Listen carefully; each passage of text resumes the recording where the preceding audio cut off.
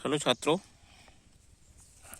आज हम कक्षा 12 के लिए जो प्रकाश का परावर्तन व अपवर्तन पढ़ रहे थे उसका पार्ट 2 है। ठीक, हमने प्रकाश के परावर्तन के नियमों तक अध्ययन कर लिया था। अब उसके आगे हम अगला टॉपिक दर्पण पढ़ रहे हैं। ठीक है, तो देखिए दर्पण क्या होता है। कांच की कोई ऐसी प्लेट लें जिसकी एक सतह पर हम पॉलिश कर दें और बाद दूसरी सतह चमकीली रखें तो उसको हम दर्पण कहते हैं। कांच की कोई ऐसी प्लेट ली जाए जिसकी एक सतह पर पॉलिश कर दी जाए और दूसरी सतह चमकीली रखी जाए, यानी जिस सतह से प्रकाश का परावर्तन किया जाए वो चमकीली होनी चाहिए, तो वो कहलाता है दर्पण। अब दर्पण के प्रकार, दर्पण मुख्य दो प्रकार के होते हैं। दर्पण मुख्य दो प्रकार के होते हैं। नंबर 1 गोलीय दर्पण और नंबर 2 समतल दर्पण। ठीक, गोलीय दर्पण क्या होता है। किसी कांच का कटा हुआ वह खोखला गोला जिसकी एक सतह पर पॉलिश व दूसरी सतह चमकीली हो, यानी चमकीली का मतलब दूसरी सतह से प्रकाश का परावर्तन हो, गोलीय दर्पण कहलाता है। यानी कोई कांच का हम गोला लें, जैसे इस प्रकार से कोई गोला हमने बनाया, ये ठीक, ये कांच का कोई खोखला गोला है। इसका एक भाग हम इसका एक भाग हमने काट लिया और इधर हमने पॉलिश कर दी तो ये अवतल दर्पण बन गया, और इधर पॉलिश कर दी तो ये उत्तल दर्पण बन गया। ठीक है, तो इस प्रकार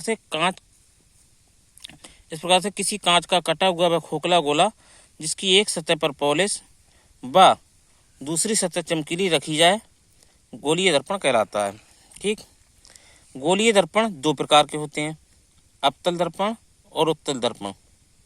अवतल दर्पण किसे कहते हैं, तो देखो ऐसा गोलीय दर्पण जिसके उभरे हुए तल पर पॉलिश और दबे हुए तल से प्रकाश का परावर्तन होता है, अवतल दर्पण कहलाता है। जैसे ये दर्पण बनाया है, इसका उभरा हुआ तल इधर वाला है और दबा हुआ इधर वाला है। ठीक, उभरे हुए तल पर हमने पॉलिश कर दी है और दबे हुए तल से हम प्रकाश का परावर्तन कर रहे हैं, तो ये हुआ अवतल दर्पण।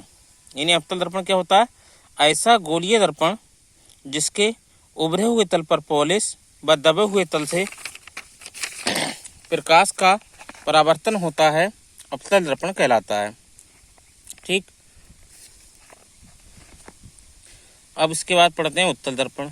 उत्तल दर्पण में जस्ट इसका उल्टा है, यानी कि ऐसा गोलीय दर्पण जिसके दबे हुए तल पर पॉलिश और उभरे हुए तल से प्रकाश का परावर्तन होता है।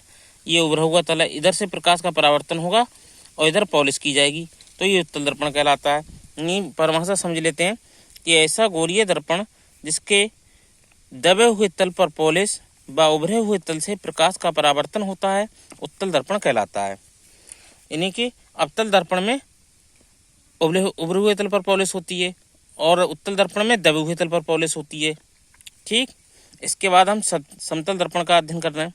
समतल दर्पण क्या होता है, कांच की कोई समतल प्लेट लें और जिसकी एक सतह पर पॉलिश कर दें और दूसरी सतह चमकीली रखें, दूसरी सतह से प्रकाश का परावर्तन करें, तो वो समतल दर्पण कहलाता है।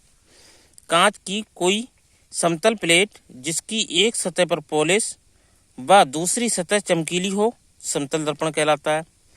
एक बात यहाँ याद रखने जरूरी है कि समतल दर्पण की फोकस दूरी अनंत होती है, ये याद रखना है, क्वेश्चन आता रहता है, इंपॉर्टेंट क्वेश्चन है ये। समतल दर्पण की फोकस दूरी अनंत होती है। ठीक, अब इसके बाद हम गोलीय दर्पण से संबंधित कुछ परिभाषाएं समझ लेते हैं। तो वो परिभाषाएं क्या हैं, तो देखिए पहला है दर्पण का ध्रुव। अब कोई गोलीय दर्पण बनाया, हमने इसको अवतल दर्पण बनाया है क्योंकि इसके उभरे हुए तल पर पॉलिश है, तो अवतल दर्पण का क्या है, परावर्तक तल का मध्य बिंदु, इधर से प्रकाश का परावर्तन होगा, तो इसका जो मध्य बिंदु होता है वो दर्पण का ध्रुव कहलाता है। डेफिनेशन इस प्रकार से है कि दर्पण के परावर्तक तल का मध्य बिंदु दर्पण का ध्रुव कहलाता है। इसे P के द्वारा प्रदर्शित किया जाता है, P पोल कहते हैं इंग्लिश में, तो इसलिए P सिंबल ले लिया हमने, पहला वर्ड। ओके, इसके बाद पढ़ते हैं वक्रता केंद्र। वक्रता केंद्र क्या होता है, तो देखिए गोलीय दर्पण कांच के कटे हुए जिस खोखले गोले का भाग होता है उस गोले के केंद्र को दर्पण का वक्रता केंद्र कहते हैं। ठीक, जो गोलीय दर्पण है, ये अवतल दर्पण हमने बनाया है इस खोखले गोले से काट कर, ठीक। तो इस गोले का जो केंद्र होगा वो इस दर्पण का वक्रता केंद्र होगा, ठीक है। तो डेफिनेशन होती है, गोलीय दर्पण कांच के कटे हुए जिस खोखले गोले का भाग होता है उस गोले के केंद्र को दर्पण का वक्रता केंद्र कहते हैं। इसे सी के द्वारा प्रदर्शित किया जाता है, सेंटर, ठीक है। ओके, तो ये वक्रता केंद्र समझ गए। इसके बाद देखते हैं दर्पण, इसके बाद देखते हैं मुख अक्ष। मुख अक्ष क्या होता है, तो देखिए इस चित्र से देख रहे हैं, दर्पण के ध्रुव और वक्रता केंद्र से होकर दर्पण के ध्रुव और वक्रता केंद्र को मिलाने वाली रेखा जो होती है वो मुख अक्ष कहलाती है। इन दर्पण के ध्रुव व वक्रता केंद्र को मिलाने वाली रेखा क्या कहलाती है, मुख अक्ष। यानी ध्रुव और वक्रता केंद्र दोनों को मिला दें हम तो वो रेखा कहलाती है मुख अक्ष कहलाती है, ठीक है। तो ये पीसी जो है वो मुख अक्ष है, पीसी एक मुख अक्ष रेखा होगी। ओके, ठीक, आगे देखते हैं वक्रता त्रिज्या। तो वक्रता त्रिज्या क्या होती है, दर्पण के ध्रुव से वक्रता केंद्र तक की दूरी को वक्रता त्रिज्या कहते हैं। परिभाषा देख लेते हैं, दर्पण के ध्रुव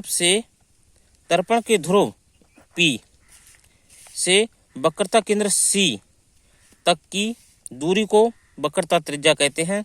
इसे कैपिटल R के द्वारा प्रदर्शित किया जाता है, ठीक है। इसके बाद देखते हैं मुख्य फोकस। मुख्य फोकस क्या होता है, तो देखो मुख्य अक्ष के समांतर, मुख्य अक्ष PC मुख्य अक्ष है, मुख्य अक्ष के समांतर चलने वाली प्रकाश की किरण, कोई किरण आ रही है किसी वस्तु से, प्रकाश की किरण दर्पण से परावर्तन के बाद मुख्य अक्ष को जिस बिंदु पर काटती है वो मुख्य फोकस कहलाता है। इन्हें मुख्य अक्ष के समांतर चलेगी तो परावर्तन के पश्चात वो हमेशा क्या है, मुख्य अक्ष को जिस बिंदु पर काटेगी उसी को हम फोकस कहेंगे। तो ये परिभाषा देख लेते हैं, मुख्य अक्ष के समांतर चलने वाली प्रकाश की किरण दर्पण से परावर्तन के पश्चात मुख्य अक्ष को जिस बिंदु पर काटती है उसे दर्पण का मुख्य फोकस कहते हैं, ठीक। इसे कैपिटल F के द्वारा प्रदर्शित किया जाता है, जो कैपिटल F है वो इसका सिंबल है, ठीक। इसे कैपिटल F के द्वारा प्रदर्शित करते हैं। अब इसके बाद देखते हैं फोकस दूरी। तो फोकस दूरी की परिभाषा, दर्पण के ध्रुव से मुख्य फोकस तक की दूरी को दर्पण की फोकस दूरी कहते हैं। यानी दर्पण के ध्रुव P से मुख्य फोकस F तक की दूरी को क्या कहते हैं, दर्पण की फोकस दूरी कहते हैं, ठीक। इसे स्मॉल f के द्वारा प्रदर्शित किया जाता है, इसे स्मॉल f के द्वारा प्रदर्शित किया जाता है, ठीक है। तो इसका सिंबल क्या है, स्मॉल f, इसे स्मॉल f के द्वारा प्रदर्शित किया जाता है। और मात्रक फोकस दूरी का, तो फोकस दूरी का मात्रक क्या होगा, फोकस दूरी का f का जो मात्रक होगा वो होगा मीटर। क्या होगा, फोकस दूरी का मात्रक होगा मीटर, ठीक है। और जिसकी जो विमा होती है वो L होती है, L। साथ में हम जो फर्स्ट ईयर क्लास में हमने अध्ययन किया था विमाओं का, उसको भी हम बताते जाएंगे आगे। अभी सिंपल सी परिभाषा पढ़ रहे हैं जो कि कक्षा 10 में हम पढ़ चुके हैं, उसका हम रिवीजन कर रहे हैं। और इसके बाद में जो आगे हम टॉपिक्स पढ़ते जाएंगे उनको और अच्छे से अध्ययन करेंगे। अभी हम थोड़ा स्टार्टिंग से ले रहे हैं, जो कि हमने 10th में पढ़ा था। इस चीज़ को भी समझना बहुत आवश्यक है, इसलिए हमने यहाँ से लिया। ओके, और आप लोग वीडियो को पॉज कर करके और मतलब देखते रहना और नोट्स बनाते जाना, ठीक है। टॉपिक वाइज टॉपिक डेली चलता रहेगा, ठीक है। ओके, तो आज यहीं तक हम अपना कवर करते हैं, बाकी अगले दिन इससे आगे पढ़ेंगे, ठीक है। Okay, bye.